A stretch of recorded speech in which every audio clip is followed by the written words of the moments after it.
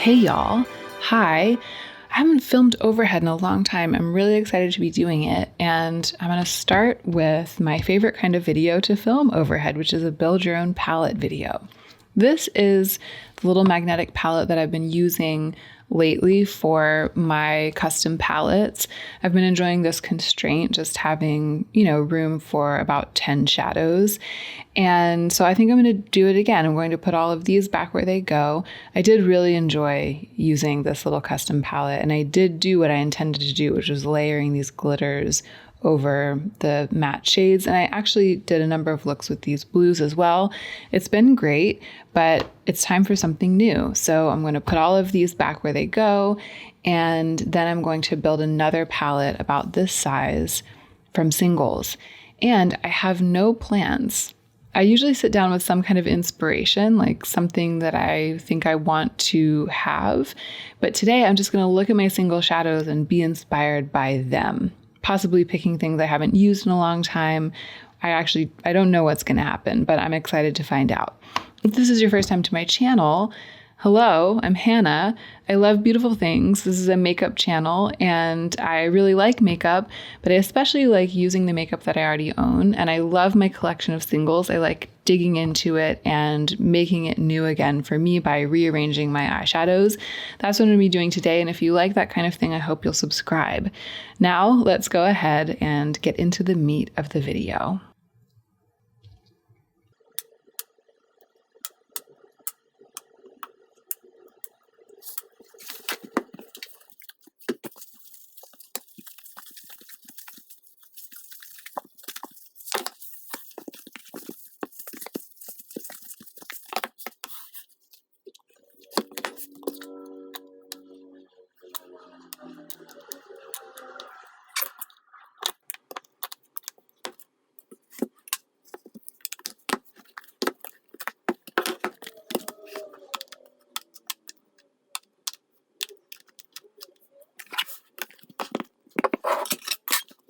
Okay, this is my entire collection of single shadows, and for this palette, I'm not going to dip into my Natasha Denona shades. I really like including those in palettes like this, and as you saw, I had 4 shades from the gold palette in my custom palette, but this time I'm just going to use my singles. I brought these 2 pieces of makeup over here to show you what I've been doing, because I actually have been wearing eyeshadow almost every day for the past week or so. Often when I'm building a custom palette out of my singles, I have it in my mind to motivate myself to wear eyeshadow more often because I enjoy it so much, but I sometimes skip it. But I actually have been wearing this exact look on my eyes, just these 2 things, and I'm wearing it today. And I'm going to tell you what it is right now because I think I'm going to be taking into consideration the fact that this is what I've been wearing and what I've been enjoying as I build this palette. This is the e.l.f. Putty Eye Primer in the shade Rose. I demonstrated the use of this in a trying new makeup video recently, so if you'd like to see what it looks like all over my lids, then you can go and watch that video. I'll try to remember to link it down below. It looks pretty pale and neutral, almost like a concealer in the pot, but on my lids, it actually does create a little bit of shadowing, kind of like a dark rosy putty color, and it looks beautiful on its own. But I find that it looks even more beautiful when it has this all over it. This is an Urban Decay shadow in the shade Space Cowboy. This was PR, and it's very lucky because it's an eyeshadow that I've wanted for a long time. I've lusted after this shadow probably for 6 years and just never bitten the bullet and bought it for myself. So I'm really excited to have it. And I do like this new Urban Decay single packaging. It's really attractive. It's a sheer shimmery eyeshadow that has a very wet look on the lids. It actually reminds me somewhat of my favorite indie eyeshadows. I like it a lot. I'll give you a sense of the way my eyelids look today. So you can see that e.l.f. Putty shade actually does look darker on me than you would think that it does. There's the Urban Decay Moondust shade, Space Cowboy. And that's how it looks when it's patted all over the putty primer and blended out. You can see it doesn't really add color, but it makes it look wet, basically. At this range, the beauty lights don't really do it the most justice. It's like there's so much light that you can't see how reflective and glossy it looks in low light or in angled light, but you can get the idea. So this has been my eyelids every day. And keeping that in mind, I'm going to build a palette that I think I could use to add to a look that has a base of these two. So I think I want to include some shades that I could use to like darken the outer corner of a look like this, add dimension. And I also think I want to include alternatives to these two from my single shadow collection. So a shadow or two that could work instead of this, and a shadow or two that could work instead of this, so that I can lean into variations on this theme. I said I didn't have a plan. I didn't know what I wanted to do, but then as soon as I sat down, I got inspired. I got the plan and I got up and got those products to show you. And now I'm well on my way. I'm just going to go through and pull anything that I think might work. And then I will look at the collection that I have and I'll make my decisions about it.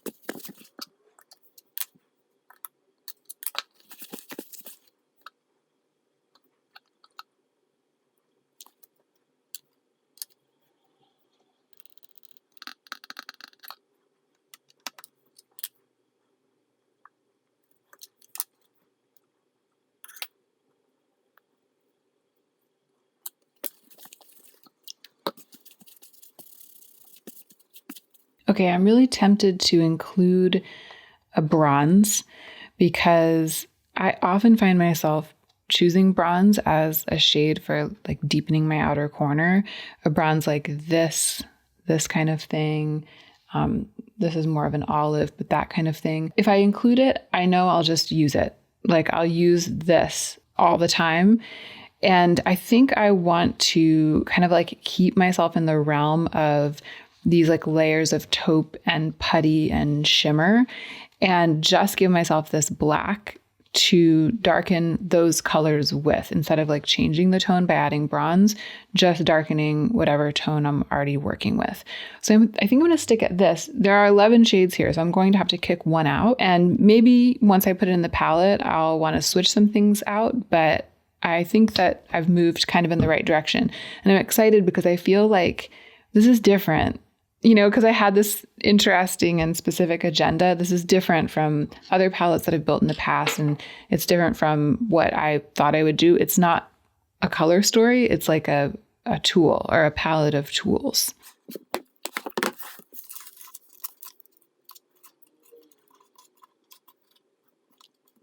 There are also a lot of shimmers in here that it's going to be hard to get a sense of until I swatch them out. So I'll be doing that. I'll swatch a bunch of them for you.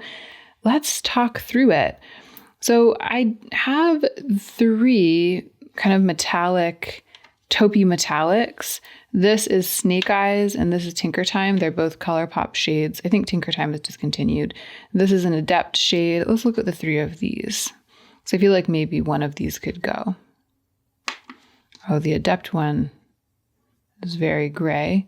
Tinker Time feels kind of gritty, like it's not in good shape. Snake Eyes feels amazing. It's still an amazing shape. Snake Eyes is the pink one there. I definitely want to keep that in. It feels really smooth and creamy. Tinker Time felt a little dusty, and the Adept one has the least sheen of the 3 of them, but it's still really pretty.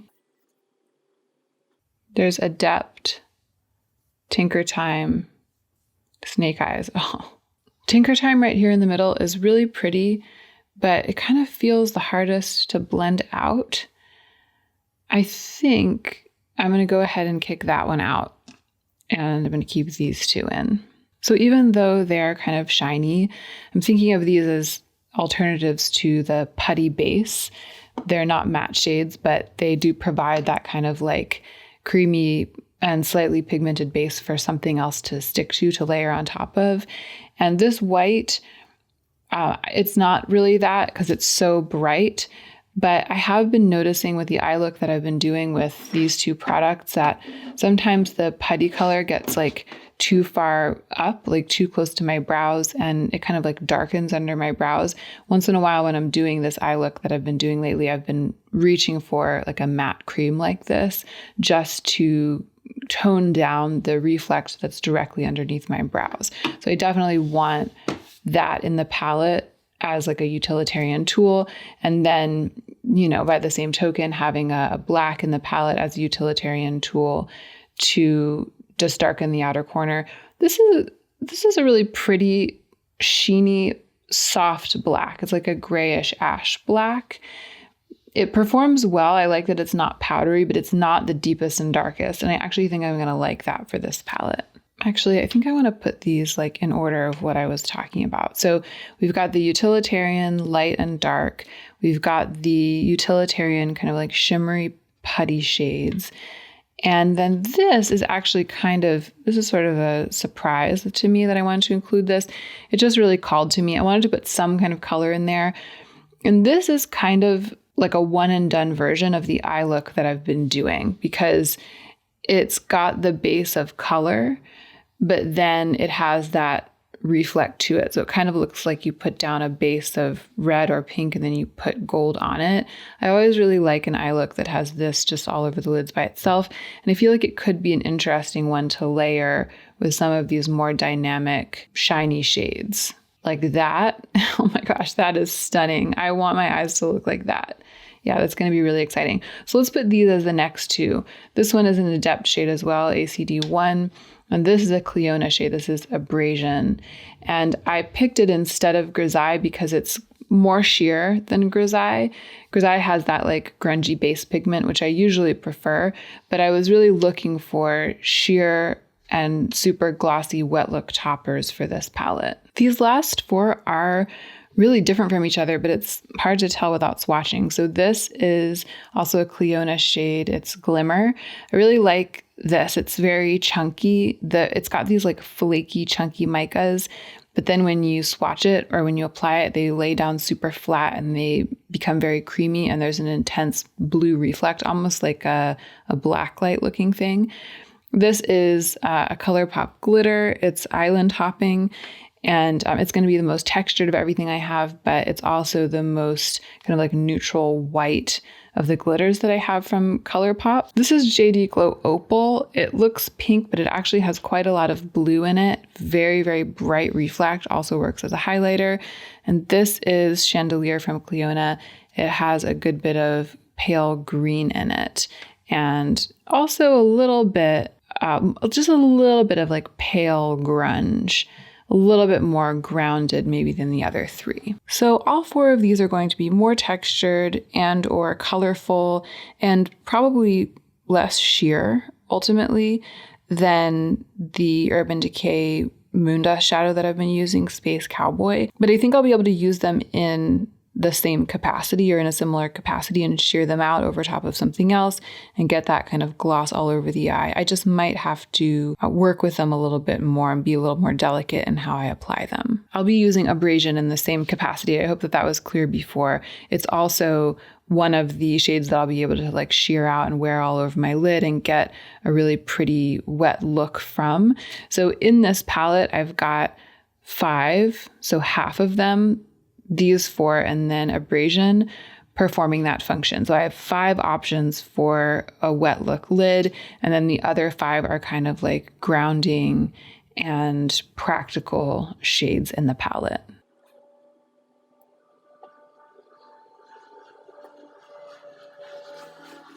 Holy actual bananas. I feel like these are 4 of the juiciest, shiniest, most effortless swatches I've ever done. I hope that the camera is picking up at least a quarter of what I'm seeing in person. This is just beyond. I'm so excited about using this palette and having these 4 shadows right in my face every day. I feel like this is really going to encourage me to enhance the eye look that I've been doing every day to switch it up. And look how pretty my fingers look after swatching, when the color and the pigment is sort of like sheared out on the fingertips.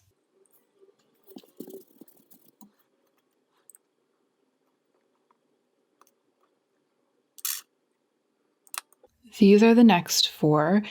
It looks like Abrasion and like that Adept shade are really going to be kind of at the heart of the palette. They're really holding down the fort in terms of depth and impact.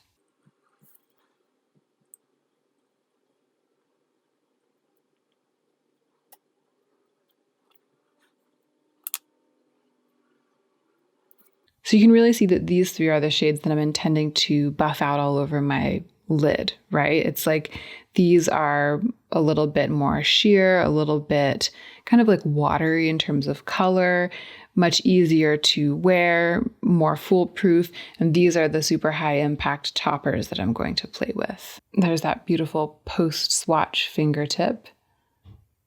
Wow.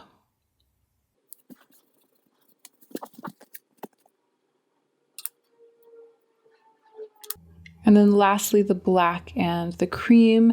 This cream shadow swatches beautifully. It feels like a Natasha Denona shadow. And the black doesn't swatch quite as well, but again, it's very useful in practice.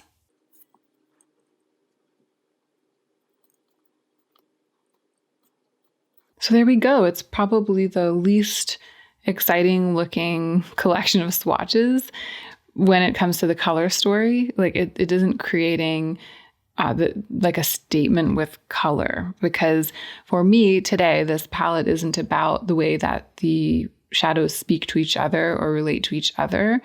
It's about how I want to use them. It's something utilitarian. And in fact, to me, it's these are sort of like part of it, because I'm not going to stop using these. As I start using this palette of singles, I'm going to use them in tandem with the palette.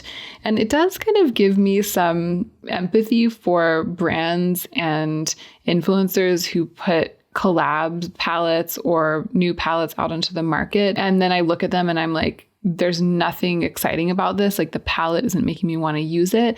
I think sometimes when people are I feel like creating a utilitarian palette like this with shadows that I know what I want to use them for, and I have a plan and it's vibing with what I've been doing lately, it makes sense then for it to end up being a little bit lackluster. It's like you can't really see, the palette is basically more than the sum of its parts for me in practice. And I can totally see someone who's creating a palette, like an influencer creating a palette for a collab, or someone at a brand creating a palette, building it with this theory in mind, like thinking about what's going to be useful, what the sum of its parts might be, and forgetting that when you're marketing something, it's almost like it has to be obvious what you're going to do with it. I think this looks very exciting in terms of finish, but if a third party were to just come look at it without having had me talk through the kinds of eye looks I've been doing, it wouldn't be obvious just from looking at it what my eyes are going to look like for the next 2 weeks or the next month. You can't really tell that until you start applying it. Not even the swatches really tell the tale. And I hope that you guys understand what I'm talking about, because I've kind of talked you through it.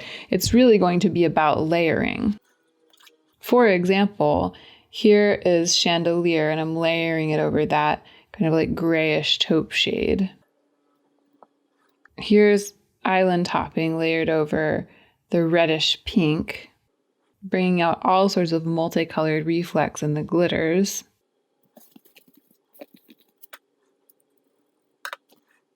Here's Space Cowboy on the black. That's going to be like a really glamorous, wet look. I'm more excited about these kind of like layered washes of color and shine than I am about any other eyeshadow in my collection right now.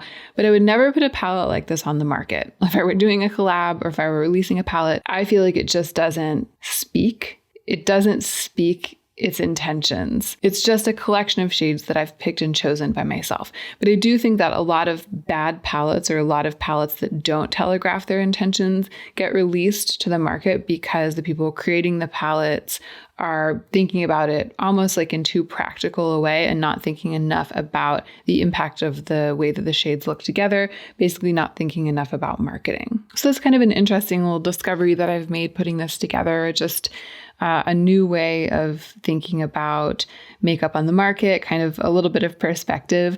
I love messing around with my shades, building my own palette, and thinking about the makeup market and makeup advertising through the lens of that experience.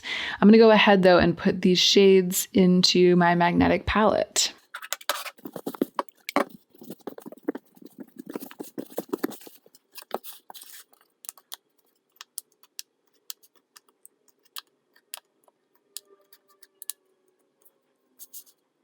There it is. And it does look beautiful in its own way. It's just interesting to know that the way that this looks, like the ostensible color story of the pans, is not the way that the eye looks are going to look, because many of these shades don't look the same in the pan as they look in the swatches, and the swatches don't even really look the same as they look on the eyes. So it's hard to capture, but I hope that this has been fun to watch. I'm really, really excited about using this. In fact, I'm sort of tempted to go in with it right away on my eyes. Like, I'm already wearing these two. I'm kind of tempted to go in with one or two of these shades right now on top of it. It's really making me want to wear it, which is, to me, the mark of success when I'm building my own palette. That's it. Thank you so much for watching. I hope that you enjoyed spending this time with me, and I really hope you are remembering to take extra good care of yourself so that you can be the most effective version of yourself as you do your work in the world.